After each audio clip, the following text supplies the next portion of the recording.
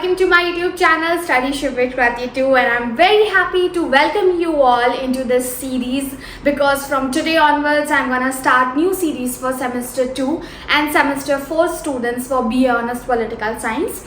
In fact, जिनका ये core paper है, they can just refer it. Okay. So before initiating this particular video, I would like to tell you all few things. So this is why हमारा video का duration थोड़ा सा extend हो सकता है.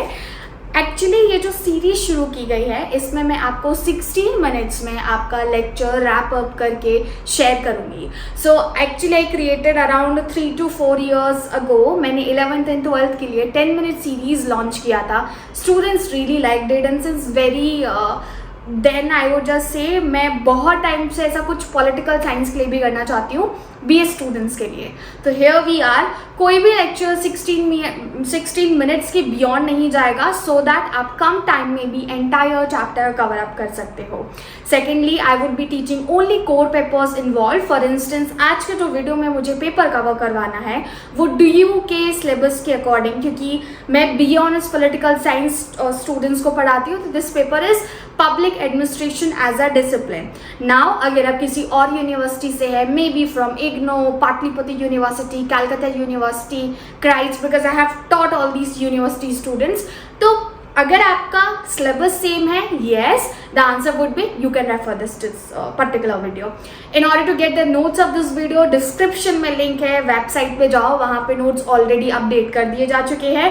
आई am going to make 2 parts for this particular chapter because A और B topic है, C और D मतलब कुछ और टॉपिक्स है जो हमने कंक्लूड करने हैं, जो नेक्स्ट पार्ट में करेंगे. Also, I do provide crash course for students BA Honors Political Science and I would really love if you wanted to join this. In fact, अभी हमारे लाइव बैचेस भी चल रहे हैं जिसमें मैं पढ़ाती हूँ, गाइडेंस देती हूँ, नोट्स होते हैं, उसमें हम क्विजेस करते हैं, आंसर राइटिंग करते हैं, many other things. So in order to know more about it, because it's a paid course, you can inquire me onto the given number here 6390665726. And I think enough of me. Let's get started with our today's lecture. तो हमने सबसे पहले बात करनी है, chapter का नाम है public administration as a discipline और एक्चुअली कोर पेपर भी है बना, DSE 4 है ये, ठीक है. तो वो भी पब्लिक एडमिनिस्ट्रेशन ही है and if I am not misinterpreting that particular title of the paper, however it is so. तो ancient roots of public administration India and modern PA theoretical journey, ये 2 टॉपिक करेंगे. Let's get started with this one. इस entire unit का main function है कि public administration में आप जो आगे के चैप्टर्स पढ़ें उसका बेस क्लियर करते. तो चाहे आप ये पढ़ लीजिए या CGP पढ़ लीजिए, IR पढ़ लीजिए, all the first unit serve the same base. अब समझते हैं कि पब्लिक एडमिनिस्ट्रेशन क्या एक नया डिसिप्लिन है और इट्स समथिंग जिसका कोई हमें एंशियंट डेटा मिलता है या हम ट्रेस बैक कर सकते हैं इस पर्टिकुलर सब्जेक्ट को. So ancient India is a well-established system that we can say into our country. So it's not actually new. अगर हम roots को check करें और हमारा इतिहास check करें तो we get it since very our ancient civilization culture. तो अगर आपका 11th 12th में रहा होगा history और political science तो आपको पता होगा मेसोपोटामियन civilization हो गया, इंडियन कॉन्टेक्स्ट में हम बात करें तो हड़प्पन civilization हो गया.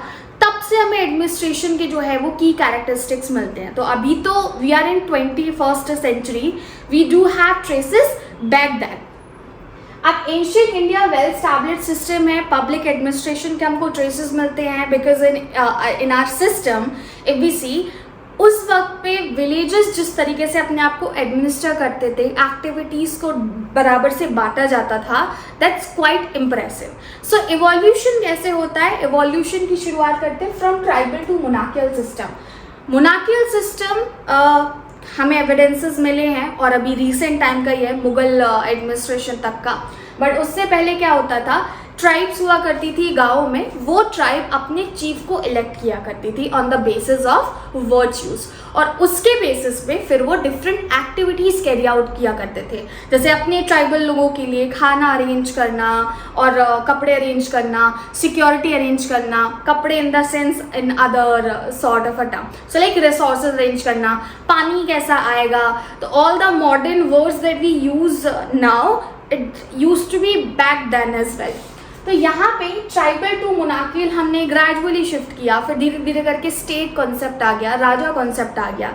इसके लिए आप रेफरेंस के लिए यूज़ कर सकते हो रामायण और महाभारत, ठीक है। इनफैक्ट ये जो हमारा एडमिनिस्ट्रेशन है इसका जिक्र ऋग्वेद में भी मिलता है, जहाँ पे वो बात करते हैं कि कितना ज़्यादा इम्पॉर्टेंट है मैनेज करना सारी एक्टिविटीज़ को।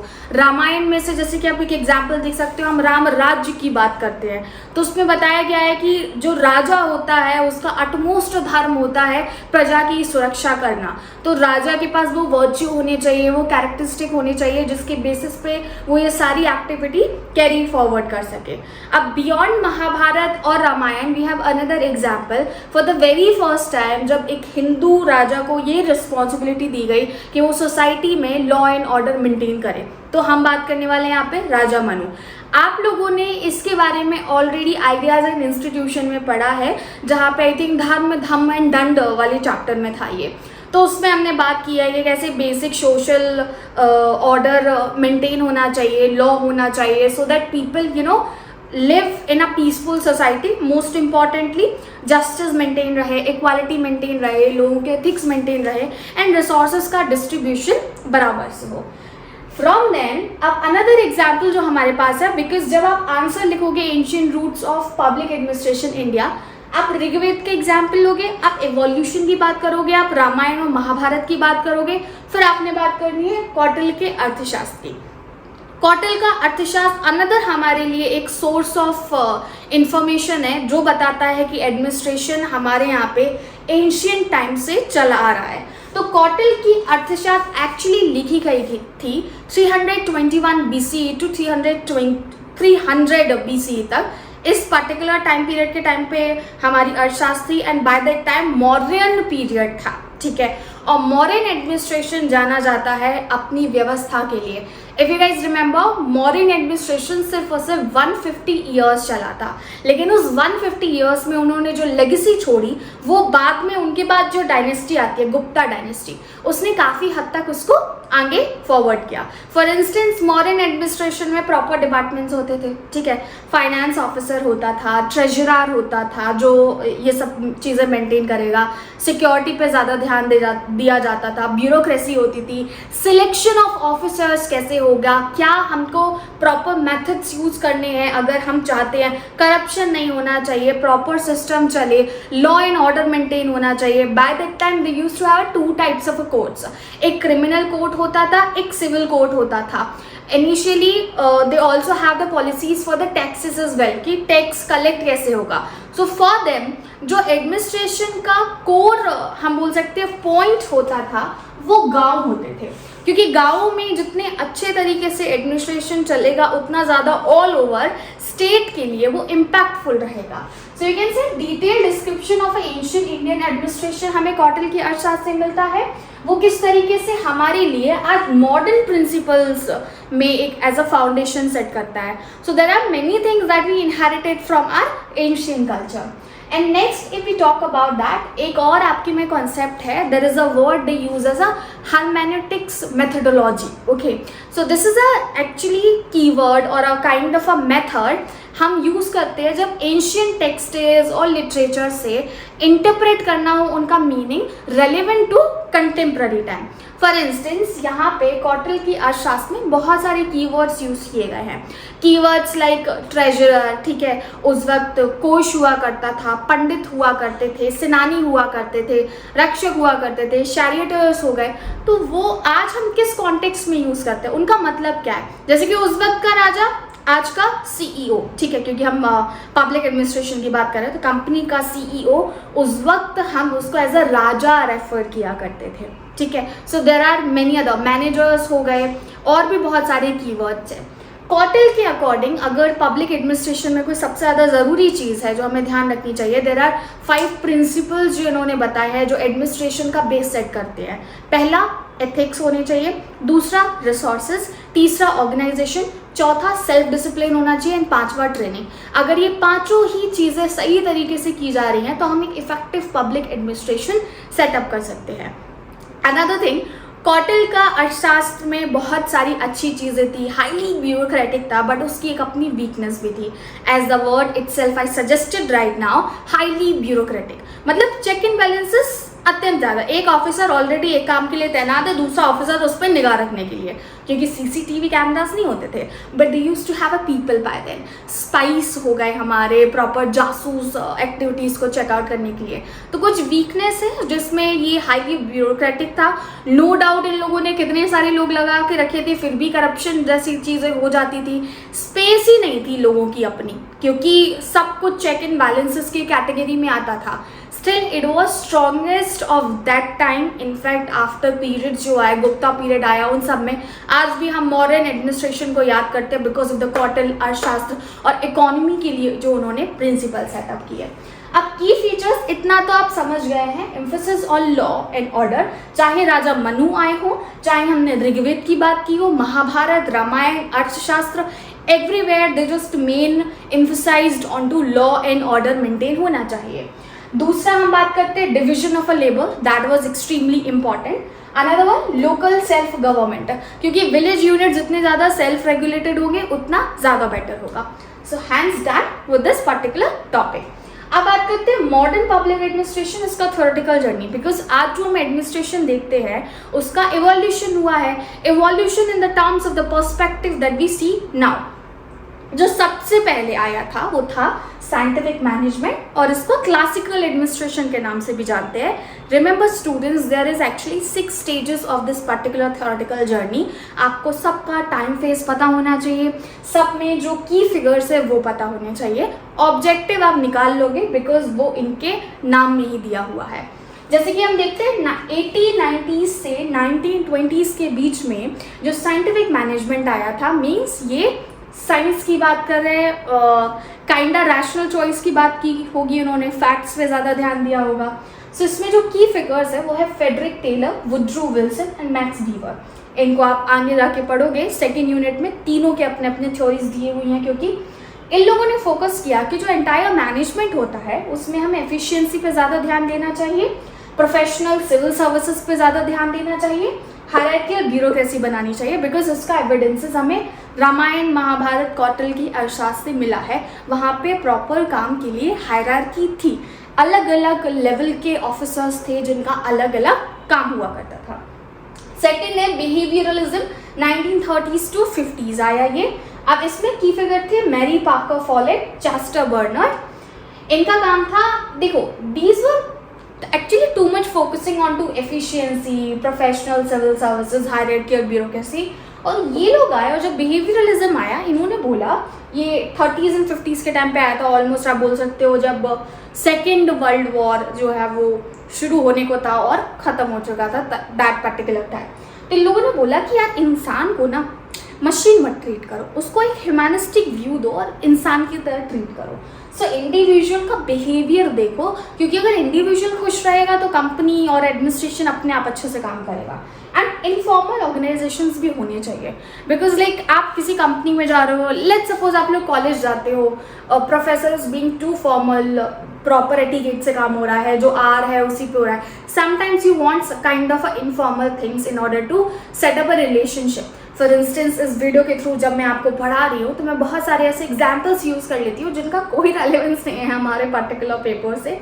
It's just that I wanted to make those particular topics to understand you. This is why I use that kind of an informal way to explain my lecture. Next आता है system theory. 60s and 70s के बीच में है, अभी जितने भी आएंगे 10 years के गैप में ही होंगे. की फिगर्स थे Herbert Simon and James Thompson. इन्होंने बोला था कि ऑर्गेनाइजेशन है जो एक कॉम्प्लेक्स सिस्टम होता है, ठीक है. सो इट इज़ इम्पॉर्टेंट जो उस ऑर्गेनाइजेशन में काम कर रहे हो वो अपने आसपास के इन्वायरमेंट से इंटरैक्ट भी करें, तो उसको थोड़ा सा लाइट बनाओ. So this is another example we have. Now fourth one public choice theory, जो कि 70s से 80s के टाइम पे आई थी. अब इसमें की फिगर थे James Buchanan, Anthony Downs, and definitely आपने बुकानन का नाम सुना होगा. इकोनॉमिक प्रिंसिपल्स को अब इन्होंने मैनेजमेंट में और पब्लिक एडमिनिस्ट्रेशन में इम्प्लीमेंट किया था. तो इकोनॉमिक प्रिंसिपल्स को डिसीजन मेकिंग में करो, जैसे कि पब्लिक वेलफेयर रिलेटेड पॉलिसीज़ बनाई जा रही हैं तो उसमें इकोनॉमिक प्रिंसिपल्स को डालो. It's not just about the welfare, it is also about that how it is going to impact the economy. Next, rational choice होनी चाहिए. कुल मिलाकर के इंसेंटिव्स डाल दो, मोटिवेशन रखो. एक कंपनी में एम्प्लॉय काम करता है, उसके लिए सबसे बड़ी मोटिवेशन होती है पैसा. ठीक है, 50,000 मिल रहा है, 60,000 मिल रहा है, बॉस बोल देता है तुम ओवर टाइम करोगे तो 10,000 तुम्हें एक्स्ट्रा मिलेंगे, वो करेगा. तो incentive is somewhere that serve as a motivation. तो economic things here just apply and that gives motivation to the individual. फिर आया न्यू पब्लिक मैनेजमेंट. ये 80s एंड 90s के बीच में आया था. इसके की फिगर्स थे David Osborne, Ted Gaebler, Christopher Hood. अब इन्होंने किस चीज़ पे फोकस किया? Business principles. देखो, जैसे कि कंपनीज होती हैं और एमएनसीज हैं, हाउ दे आर सक्सेसफुल, इतना इफेक्टिवली रन कर रही हैं.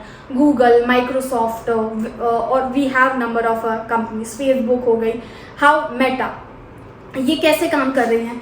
तो इसके लिए ज़रूरी है जो उन्होंने प्राइवेट बिजनेसेस के लिए प्रिंसिपल यूज़ किए उन चीज़ों को आप पब्लिक काम के लिए डाल दो. सो परफॉर्मेंस, मेजरमेंट, अकाउंटेबिलिटी बढ़ा दो. ठीक है, सरकार के hospitals, government hospitals, why they are not better than private hospital? Somewhere private hospitals वाले खर्च करते हैं क्योंकि वो निकाल लेते हैं. सरकार उतना, क्योंकि दान वाला काम है, उतना नहीं मिलना, सो दे जस्ट मेक इट. तो अगर जैसी अकाउंटेबिलिटी प्राइवेट बिजनेसेस लेते हैं वैसी अकाउंटेबिलिटी गवर्नमेंट वाले काम में आ जाए तो फिर बहुत अच्छा हो जाएगा. जैसे कि फिर भी आप दिल्ली के सरकारी स्कूल देखोगे तो they are much better. You go in UP, Bihar and any other state, वहाँ के गवर्नमेंट स्कूल्स को देखो, बड़ा बुरा हाल है वहाँ का. सो हेयर समवेयर अप्रोच क्या है? दिल्ली गवर्नमेंट ने ऐसा क्या किया कि इनके स्कूल्स इतने अच्छे लगते हैं, इतना अच्छा एडमिनिस्ट्रेशन चल रहा है, बाकी स्टेट क्यों नहीं इसको इम्प्लीमेंट करते हैं? Next and the last one is public value theory. 2002 अभी भी ये चल रहा है. इसमें इन्होंने फोकस किया. मार्क मूरे, एलिनोर ऑस्ट्रम इसकी की फिगर है. ये बोलते हैं कि काम ऐसा करो जिससे हमें आउटपुट पॉजिटिव मिले. ठीक है, और लोगों का और पब्लिक का आउटपुट अच्छा मिले. सो पब्लिक वैल्यू मिलनी चाहिए काम को. दूसरा, पार्टिसिपेशन लोगों का ज़्यादा होना चाहिए एंड सोशल इक्वालिटी होनी चाहिए. उसी चीज़ से मैनेजमेंट और एडमिनिस्ट्रेशन का एक्चुअली फीडबैक मिलता है. How people are getting involve into the system. And that's all we need to do into our today's session. Now do let me know in comment section if you have any sort of doubt from all these topics. I'm going to give you few seconds if you wanted to take a screenshot of this entire board. So actually you can take that. ठीक है, so just pause it and take screenshot of this one, क्योंकि बहुत सारे लोग बोलते हैं यहाँ वाले नोट्स जो है वो अच्छे होते हैं. हालांकि वेबसाइट पे अपडेट है, क्रैश कोर्स भी लाइव है, आप रजिस्टर करना चाहते हैं कर सकते हैं. बाय बाय फॉर नाउ, मिलेंगे हमारे नेक्स्ट पार्ट में.